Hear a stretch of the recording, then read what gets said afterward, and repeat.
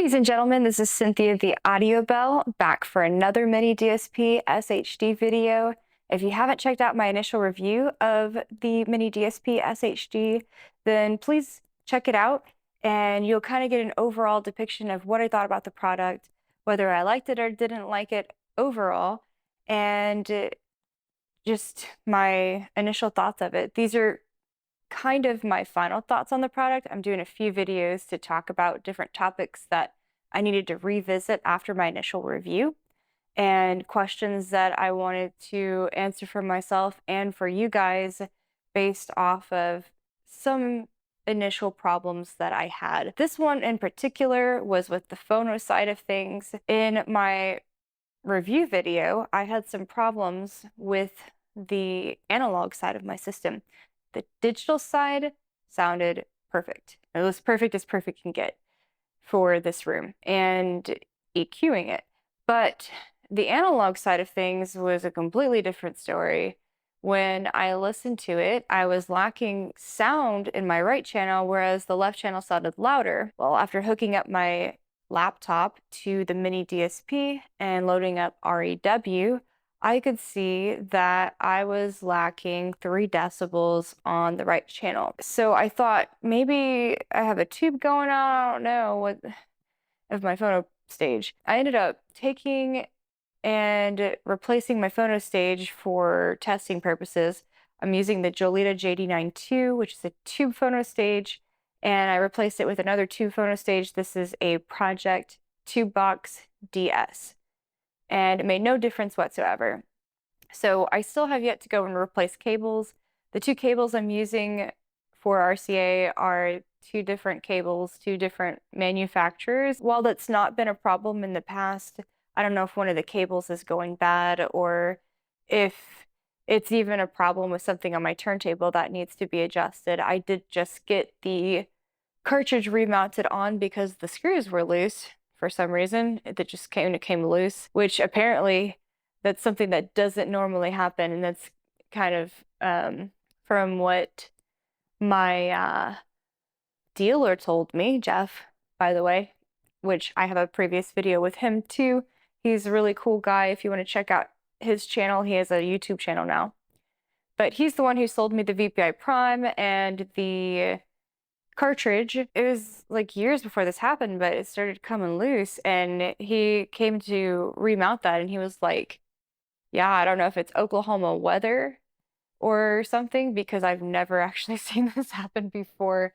So it was kind of an oddity, and I don't know if maybe when I was listening to it and we were trying to even things out, I didn't get things exactly right with the adjustments we were making, but it could be something that needs to be adjusted on the turntable. I don't know.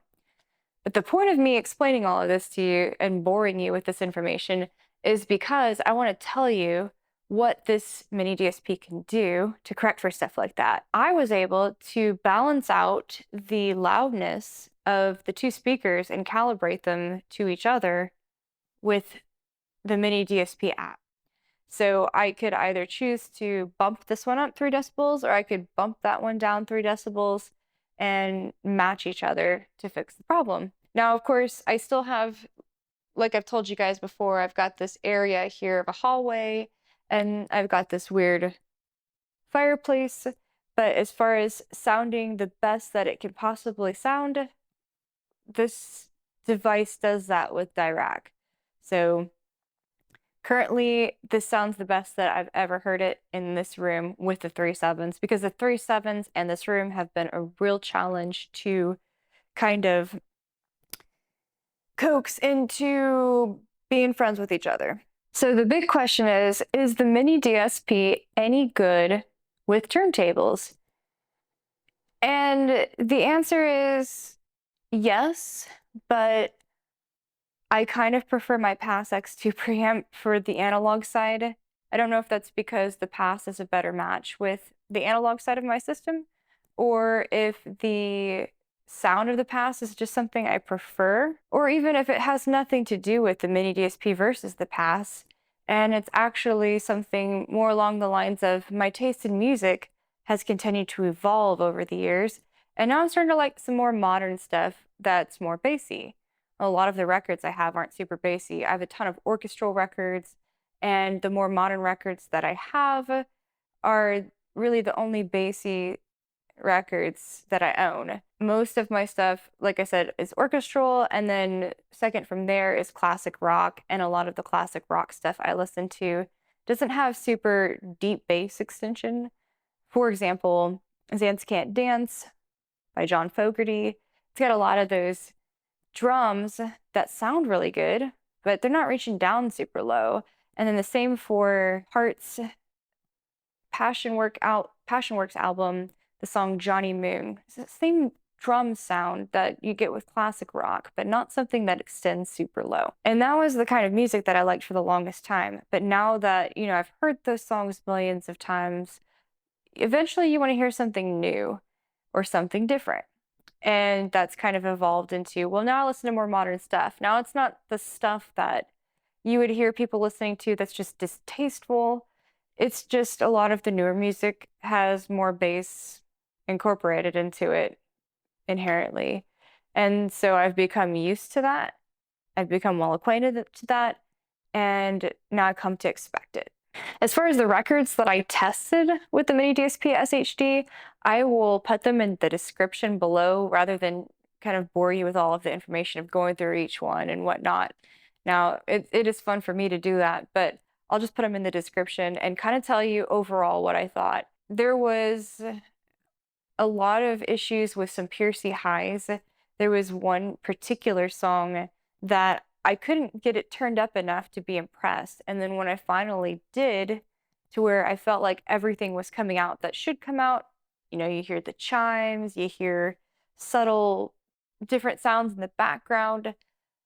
The guitar at that point was too piercing to be able to listen to the song. And I had the same experience with songs that were prominent with trumpets.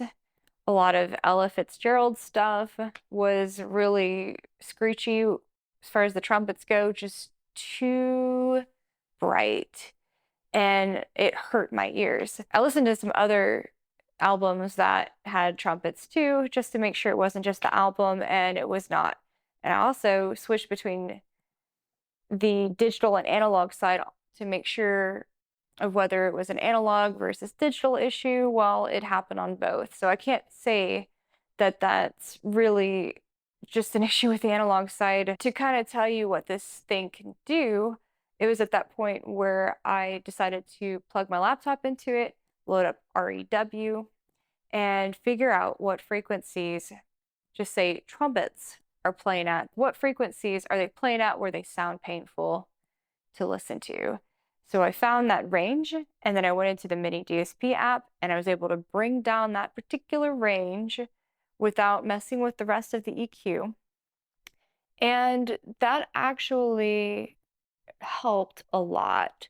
Now, there was still some piercingness with the trumpets and with some of the highs, but it was a lot better. It also kind of helped with imaging in some areas where, for example, you listen to a singer. Well, these are really tall speakers in my room, and a lot of the times I hear that the singer's up here. Now, if I listen to the music at the loudness that I like it to be able to hear other things, then the singer becomes larger than life. It's like a jolly green giant in your room singing at you. And that's not really realistic. You want to hear the singer right in the middle, typically, unless, you know, they're on a stage singing on this side or that side. But typically you want to hear them in the center, in the fake center channel of your stereo system. And you don't want to hear them as if they're not a real person. You want to hear them as if they're in the room. So this actually kind of helped bring that more to light, where the person was not larger than life, but it brought them down a little bit to where maybe they didn't sound like they were super realistic in the room, but it got it more towards that. That was something that was helpful. And the only thing that I didn't like was when I did listen to Johnny Moon by heart. So this kind of redefined the way Anne and Nancy's voices sounded in this song for me, which was kind of unpleasant. it made their voices blend in more with the instruments and harder to hear them over the instruments. But this was the only song I really experienced this with, and I don't know if that just has to do with that song in particular. The record, the physical vinyl record I was playing this from, I'd never had an issue with before.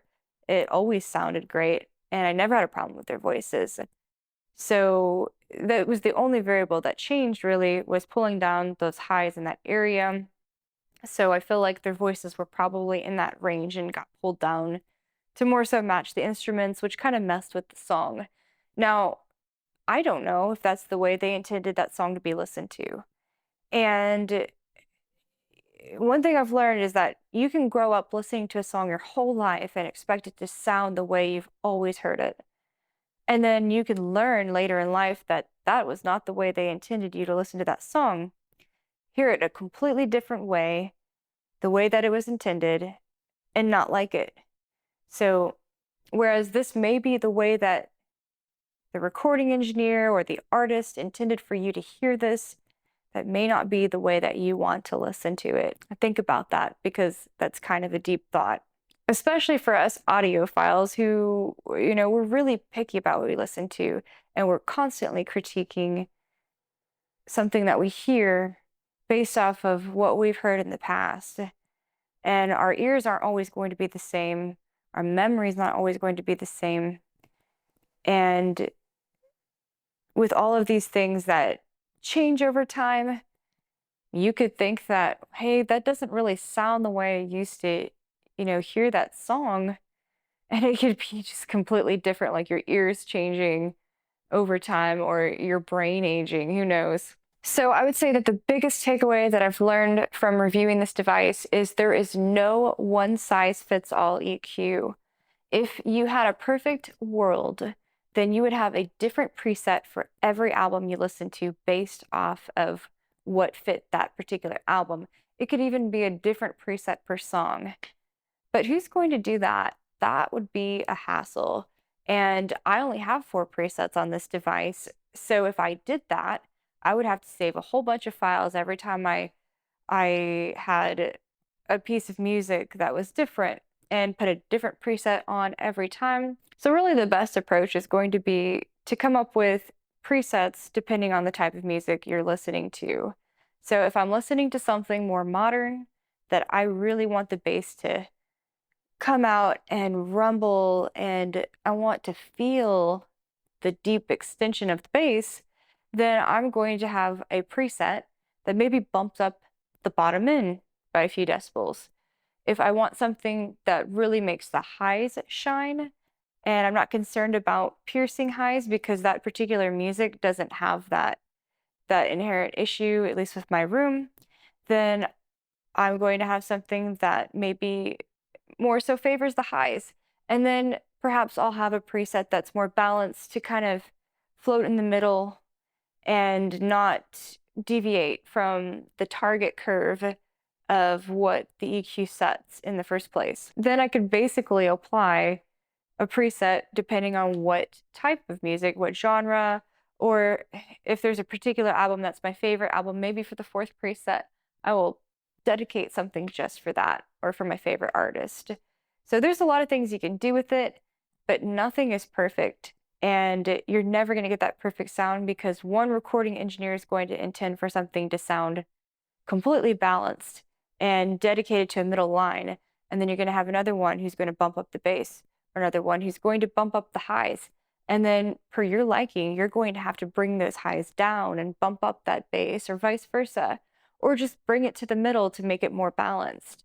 So it's just kind of interesting how many variables there are, and how you're never going to get something absolutely perfect. Overall, it's the artist and or the recording engineer's perspective on how they want something to sound, and that doesn't necessarily take into account your opinion.